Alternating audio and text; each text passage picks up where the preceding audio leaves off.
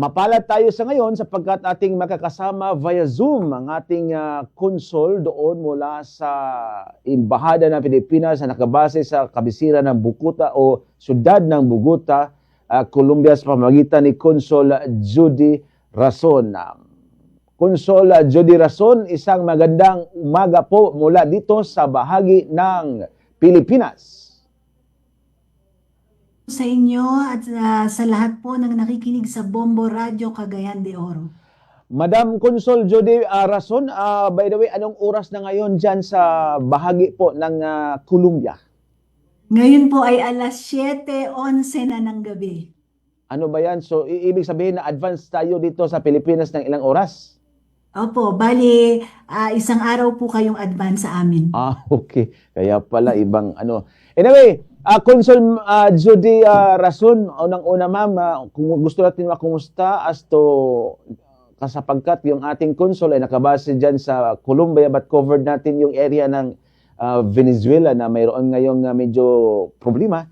So gusto natin malaman as far as po sa data available natin dyan sa Embahada ng Pilipinas sa Bogota, kung ilan ba lahat yung ating mga kababayan na nagtatrabaho doon sa nasabing bansa na dating pinamunuan ni Pangulong Marudo? Bali sa amin pong survey, lumabas po na meron po tayong 74 na mga Pilipino na nasa Venezuela ngayon. Mm-hmm. Yun lang yung documented but walang ma-reported dyan ma'am na mayroong mga Pinoy doon na kulang yung mga dokumento. Ito pong survey na ito ay ito na po yung total na aming nakalap.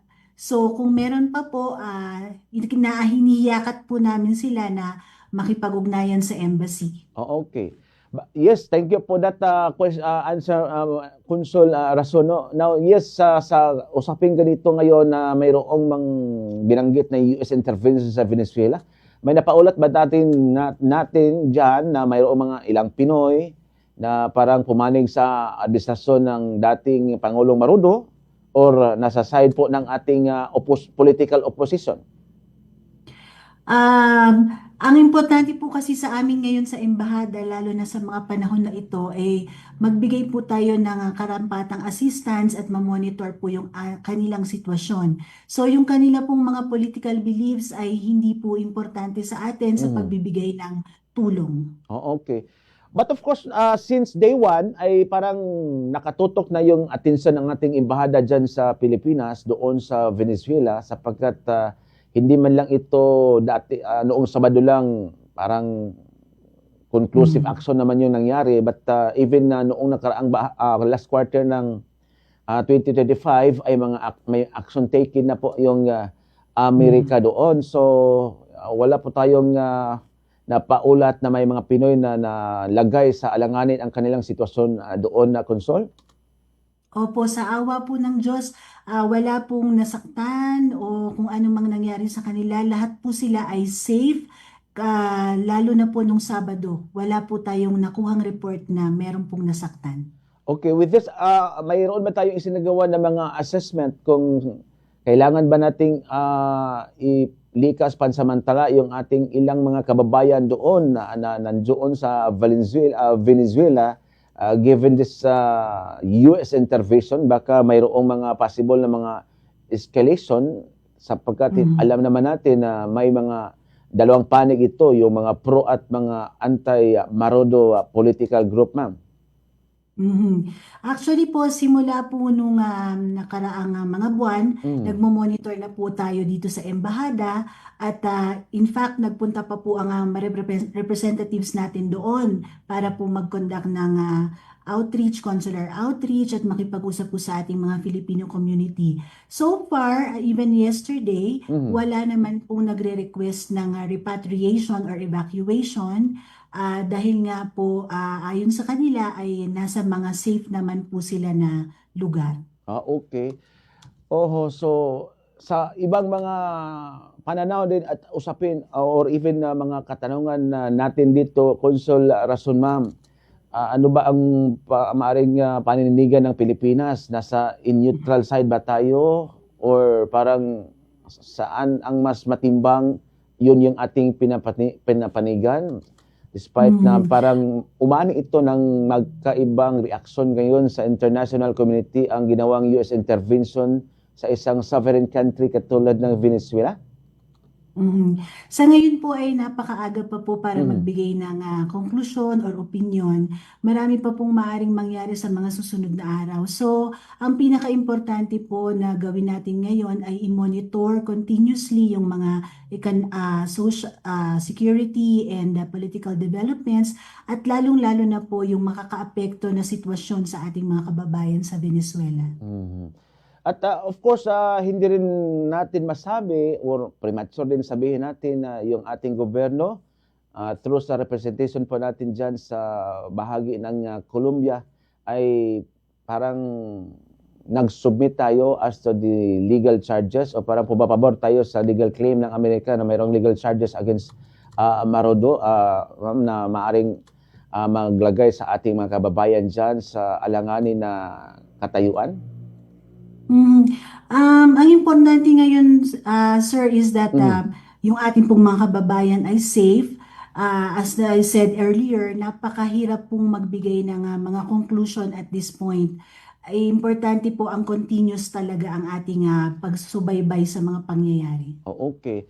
So with this given situation po, Consul, gaano ba ka lusog or parang vibrant yung relasyon natin dyan sa embahada towards sa bahagi ng Venezuela na kung saan mayroon tayong ilang mga kababayan doon?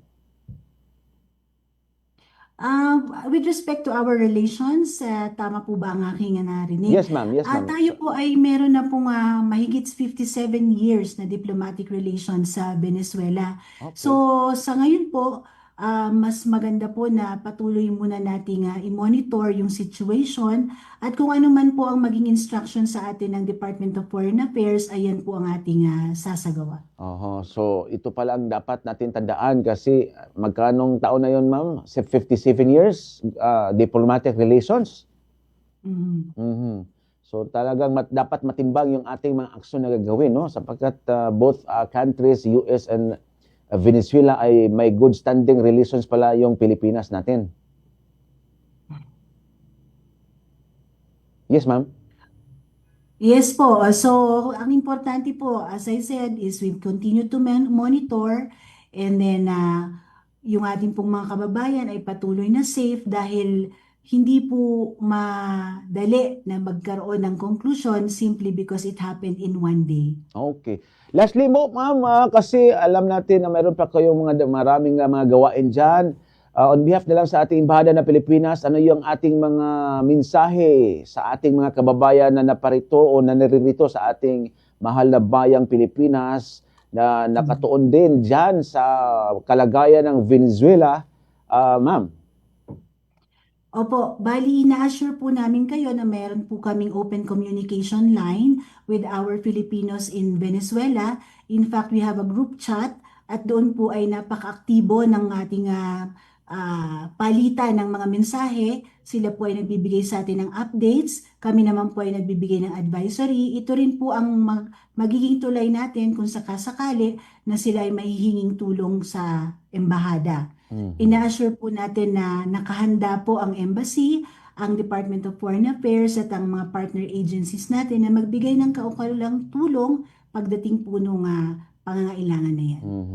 With that, charge the affairs ng Philippine Embassy na nakabase sa Bogota City, Colombia, Consul Jody Rason. Maraming salamat po sa inyong pagpapaunlak ng interview ito at sana po sa mga susunod na araw kung sakali na mayroon pang mga development ang usaping ito ay makapag-ugnay pa rin kami sa inyo para sa mga direct na mga pag-update ng ating mga kababayan dito sa Pilipinas. Maraming salamat po, ma'am, at magandang gabi po dyan sa inyo. Maraming salamat po at magandang umaga po sa inyo. Okay.